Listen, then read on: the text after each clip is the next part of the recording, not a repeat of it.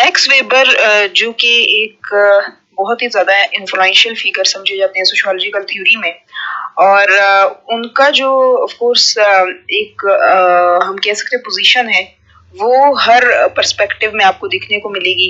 वो structural functionalism से भी रिलेटेड आपको नजर आएंगे, क्रिटिकल थ्योरी से भी रिलेटेड नजर आएंगे। उसमें आपको जो है ऑफ कोर्स उसमें इंटरेक्शनिज्म के अंदर भी उनकी थोड़ी डिस्क्रिप्शन नजर आएंगी, क्योंकि उनका वेस्टियन का कंसेप्ट इसी से मिलता जुलता है और उन्हीं के कंसेप्ट से इंस्पायर होके बहुत हद तक एथनो मेथोडोलॉजी का आइडिया भी डेवलप किया है और रैशनल चॉइस थ्योरीज भी डेवलप की गई हैं। तो इस लिहाज से वो एक बड़े ही राउंड सोशियोलॉजिस्ट हैं जो कि हर पर्सपेक्टिव में अपनी पोजीशन रखते हैं। सिमिलरली जो मैक्स वेबर थे उन्होंने बहुत ही एक एक्सटेंसिव वर्क प्रोड्यूस किए regarding of course sociology as well as economics के अंदर। और चूंकि we are actually mostly dealing with the concept of sociology, तो here we are mostly going to deal with the concept that he produced regarding the society and in the realm of sociology. So max weber ने बहुत detail में studies की हैं और बहुत सारे work को प्रोड्यूस किया है। लाइक उन्होंने हिस्टोरिकल सोशियोलॉजी के ऊपर बहुत अच्छा सा काम किया है, वेस्टियन के ऊपर जिसका मतलब है अंडरस्टैंडिंग, उसको बड़ा डेप्थ में डिफाइन किया है, जो कि एक जर्मन कंसेप्ट है। कोजालिटी को उन्होंने बहुत डेप्थ में डिफाइन किया। इसी तरह ideal type one of the major works of Max Weber, जिसमें उन्होंने ये कॉन्सेप्चुअल टूल्स डिफाइन किए हैं और ये एक बहुत अच्छी एक डिटेल स्टडी उन्होंने की। इसी तरह वैल्यूज के ऊपर उन्होंने बात की और उस वैल्यूज का टीचिंग के ऊपर इम्पैक्ट क्या होना चाहिए, रिसर्च के ऊपर क्या इम्पैक्ट होना चाहिए, उनको बहुत अच्छे तरीके से डिफाइन किया उन्होंने। सिमिलरली अगर हम वेबर की बात करें तो उन्होंने सोशल एक्शन के ऊपर भी बहुत अच्छी एक्सटेंसिव स्टडी की और ये सोशल एक्शन ही है जो कि उनकी बेस रही है। इनफैक्ट उन्होंने पूरी सोशियोलॉजी की स्टडी को ही सोशल एक्शन की वी कैन से कि सेंट्रिक कर दिया कि भाई जो सोशियोलॉजी है वो एक तरह से स्टडी है सोशल एक्शन की। तो अंदाजा लगाया उन्होंने बहुत डेप्थ में स्टडी की। इसी तरह सोशल स्ट्रेटिफिकेशन का उन्होंने एक बहुत राउंडेड अप्रोच प्रोवाइड की। उन्होंने क्लास, स्टेटस एंड पार्टी को बहुत डिटेल में बयान किया। इसी तरह उन्होंने स्ट्रक्चर ऑफ अथॉरिटी को बहुत अच्छे तरीके से डिफाइन किया and similarly presented there are different types of course authority as well। तो ये तमाम बहुत सारे और इस तरह के वर्क जो कि of course मैक्स वेबर ने किए, जो कि बहुत ज्यादा एक डिटेल वर्क है और इससे मुतालिक और बहुत सारी थ्योरीज हैं और कंसेप्ट्स हैं जो कि उन्होंने डेवलप किए। अगर हम बात करें वेबर की, तो वेबर की first of all before of course going through any of his concepts, ठीक है, तो हमें ये जरूरी है कि हम उनके थोड़े बायोलॉजिकल स्केच को जाने कि भाई और मैक्स वेबर थे कहाँ से बिलोंग करते थे। तो एक बहुत जरूरी बात है कि मैक्स वेबर जो थे बोर्न हुए थे जर्मनी में, एक सिटी जो ऑर्फर्ट में है, जर्मनी ऑर्फर्ट सिटी, जो कि जहाँ वो बोर्न हुए थे और उनकी जो डेट ऑफ बर्थ है वो अप्रैल 21 1864 है। टिपिकली उनका जो ताल्लुक था वो एक मिडिल क्लास फैमिली के साथ था और उनके पेरेंट्स के दरमियान बड़े प्रोफाउंड डिफरेंसेस पाए जाते थे, जिसकी वजह से इन जो भी वेबर की intellectual orientation and psychological development है वो बहुत हद तक अफेक्ट हुई थी।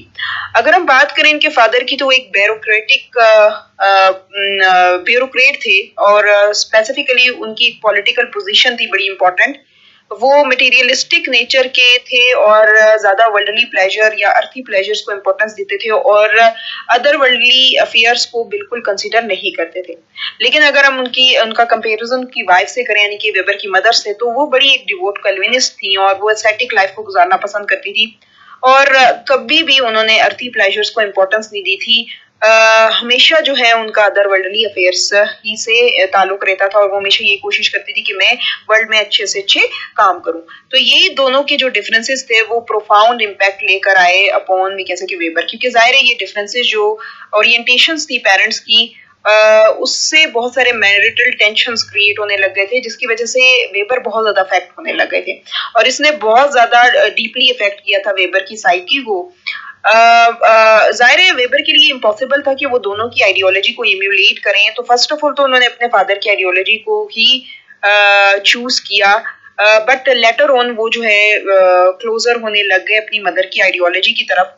बहरहाल अगर हम देखें उनकी थोड़ी एकेडमिक और प्रोफेशनल लाइफ को, तो उन्होंने 18 इयर्स में हेडलबर्ग यूनिवर्सिटी को अटेंड करना शुरू किया और ऑल्दो कि वो इंटेलेक्चुअल प्रीकॉसिटी तो रखते थे, लेकिन उनके अंदर जो सोशल लेवल था वो बहुत ज्यादा डल था, या समहाउ बहुत ज्यादा वो सोशल लेवल पे इस हद तक मिच्योर नहीं थे, बड़े शाय थे, अंडर डेवलप्ड थे, और उनमें कैपेसिटी नहीं थी कि वो कम्युनिकेट अच्छे तरीके से कर सकें। इसी चीज को देखते हुए ने अपने इस प्रॉब्लम को सॉल्व करने के लिए अपने फादर की आइडियोलॉजी को अपनाया, और इसी तरह उनके करियर को भी जो है इम्पोर्टेंस देना शुरू कर दी, जो कि लॉ था। ठीक है। अभी तक 3 टर्म्स ही गुजरी थी एडलबर्ग में कि ऑफ कोर्स जो वेबर थे उन्होंने मिलिट्री सर्विसेज के लिए हेडलबर्ग को छोड़ दिया, और 1884 में वो बर्लिन गए, और वहां जो है उन्होंने यूनिवर्सिटी ऑफ बर्लिन में कोर्सेज लेना शुरू कर दिए। इनफैक्ट तकरीबन 8 इयर्स तक वो वहां रहे, और उन्होंने अपना पीएचडी भी कंप्लीट किया। इनफैक्ट वो एक लॉयर भी बन गए। अच्छा जी, इसी दौरान उनको यूनिवर्सिटी ऑफ बर्लिन में टीचिंग की पोजीशन भी मिली, और इसी वक्त उन्होंने बहुत सारे इंपॉर्टेंट कंसेप्ट्स डेवलप करना शुरू कर दिए regarding economics, history and sociology.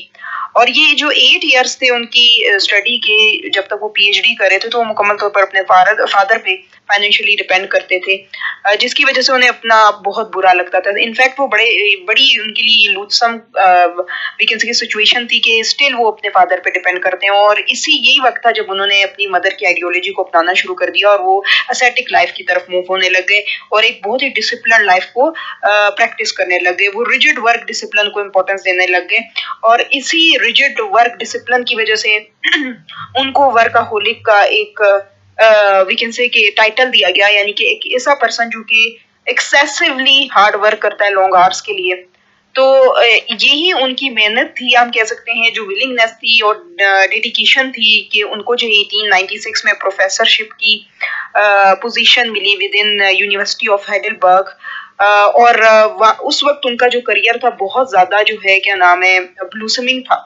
लेकिन क्या हुआ कि ये वक्त था उस वक्त जब उनका अपने फादर के साथ एक बहुत ज्यादा वायलेंट आर्ग्यूमेंट हुआ, which led to the death of father, और उसने बहुत हद तक वेबर की जो मेंटल सिचुएशन है उसको अफेक्ट किया, यानी कि वो नर्वस ब्रेकडाउन का शिकार हो गए। तकरीबन उन्होंने अपनी लाइफ का ऑलमोस्ट 6 से 7 इयर्स नियर टोटल कोलैप्स में गुजारे।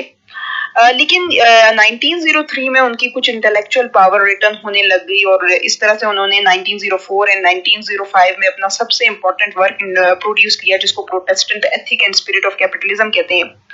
और इसी में उन्होंने अपनी जो मदर थी उनकी आइडियोलॉजी को बड़ा अच्छे तरीके से डिफाइन किया।